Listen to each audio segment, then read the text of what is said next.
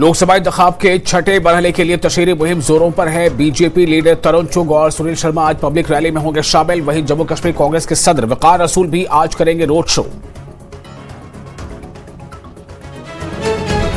Jammu Srinagar NH-44 पर गाड़ियों की आमदोरफ्त आज रहेगी मुअत्तल। NH-44 पर जम्मू से श्रीनगर की जानिब किसी भी नकलो हमल की नहीं होगी इजाजत।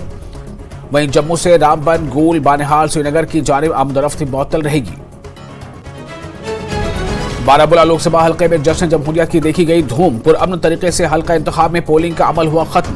बारामूला पार्लिमानी नशिस्त पर हुई रिकॉर्ड तोड़ वोटिंग। कसीर तादाद में लोगों ने किया पोलिंग स्टेशन का रुख। लोगों में पाया गया जबरदस्त जोशो खरोश। लद्दाख लोकसभा सीट के लिए भी हुई है भरपूर वोटिंग। लोगों ने बढ़ चढ़ कर लिया जश्न जमहूरियत में हिस्सा। कसीर तादाद में वोटर्स ने अपने हक रायदही का किया इस्तेमाल। राजीव गांधी की आज 33वीं बरसी। सोनिया, राहुल गांधी खड़गे पहुंचे वीर भूमि, पेश किया खराज अकीदत।